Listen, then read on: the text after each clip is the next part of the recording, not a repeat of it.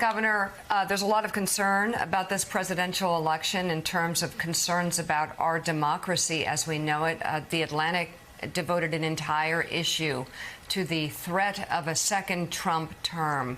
So my question to you is, do you think Donald Trump is a threat to democracy? No, look, I think Donald Trump, when he was president, I think that he really didn't take some of the action that he could have constitutionally taken. And so I understand there's a narrative saying he's going to be much different this next term. But I look back, what didn't he do? He didn't move forcefully to build the border wall. That languished for years. He didn't fire people like Anthony Fauci from the COVID task force when many conservatives, including me in Florida, were saying they needed to go a different direction. He even gave Fauci an award his last day in office. A lot of the people he appointed, he since trashed after leaving office, but he could have fired them. He didn't really take any action to reform the bureaucracy or to curb the administrative state. So I think what is being said would be him acting in ways that actually were not how he acted before. He deferred a lot of his presidency to some of these people that he now criticizes. Right. And with respect, even just over the weekend, he was talking about the January 6th insurrectionists, those who were tried and convicted as hostages. And he was talking about dictators around the world and how much he loves them and he's such good friends with them. You don't have any concern about the comments that he's making? Well, it's interesting on the January 6th protests. I mean, he called that rally knowing that was going to be in D.C. where things could get potentially out of hand. And he's now saying he would do clemency for the nonviolent. But he could have done that when he was president. He could have said, look, he could have taken responsibility. He could have said that the people that went, not the violent people, obviously that's a it's a bird of a different feather.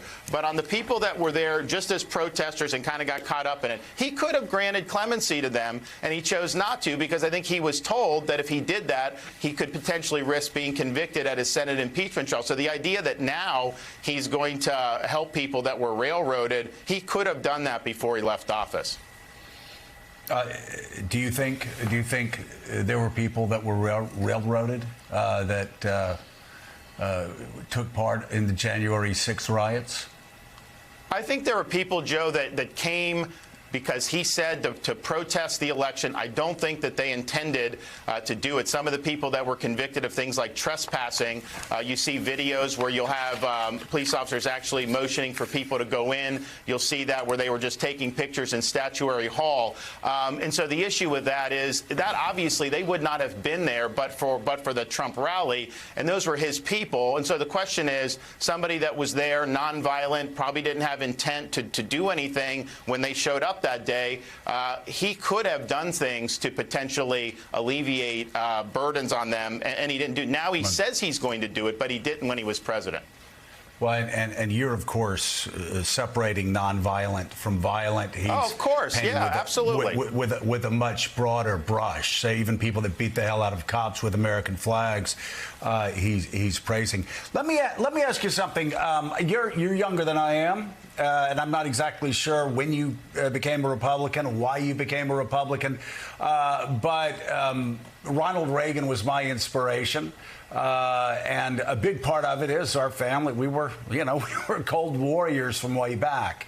That's why I'm confused when I hear Donald Trump praising communist dictators across the world. And I know you, like most Republican candidates, you don't want to have to answer for Donald Trump all the time. I get that. You want to talk about yourself. I am confused, though, and I'm hoping that you may be able to help me out here, and I'll help you out on why Alabama's going to the playoffs, but you help me out on this one. When he's praising the leader of communist China, when he praises Kim Jong-un, this one of the most tyrannical communists on the globe, when he praises Vladimir Putin and says, hey, Putin said that America's rotten, all of this other stuff. I don't have to say that if Ronald Reagan heard it, he'd be rolling over in his grave, because you and I both know he would. Can you give me any insight from what you know about Donald Trump, why he seems to always praise these communist thugs? Well, the thing about, and you point out with Xi, he ran in 2016 with a very strong policy against China. He had talked about China ripping us off. He had talked about China getting away with building up military, and that was really a key thing. And yet, when it came time to be president, he didn't take the forceful action that he did. In fact, when COVID hit, which was really the time I think he could have marshaled a lot of support in America to have a stronger posture vis-a-vis China, he was praising Xi about how well Xi did with the virus early on. But you and I both know China covered up what was going on. They weren't helpful. They helped create a huge problem. Governor, not only that, not only did he praise him, he said, on behalf of the American people, we thank President Xi and China for their openness. When you had people in his own administration like Matthew Pottinger desperately trying to get information out of China because he knew they were lying to him. Yeah, and I think that part of what also was motivating was, he wanted the trade deal so that, he had done the phase one. That obviously has since broken down. But he really wanted the phase two. And so I think it was, striking a deal above all else. But the reality was we were in a situation there where we absolutely should have taken more forceful action. And no one's ever done anything to hold China accountable for their role in that. Didn't do very much either to hold China accountable for their role in the fentanyl. So there is a difference in the rhetoric of the 2016 campaign vis-a-vis China and then how he actually dealt with Xi Jinping. And he does frequently say that it's really impressive that Xi is able to rule over 1 billion people with an iron fist, I think he says. Governor Elise Jordan here. You said something the other day in your CNN Town Forum that I agree with, that Donald Trump put us on the path to these inflationary times. How would your economic policy differ from Donald Trump? And would you extend the Trump tax cuts? Well, I also just would point out, I think the first 3 years, I think the economy was largely good under Donald Trump. I think his regulatory policy was good. I think his energy policy was good. I think his tax policy was largely good, too. Clearly, I wouldn't want to see individual tax rates go up, and so we would want to extend those. But, there's kind of a narrative that's developed in conservative media that somehow, like, the all 4 years were so great. 2020 was a bad year for this country. And it started in March of 2020 with how they responded to COVID. He was criticizing nations like Sweden, who took a more modest approach, kept everything going, reduced the panic.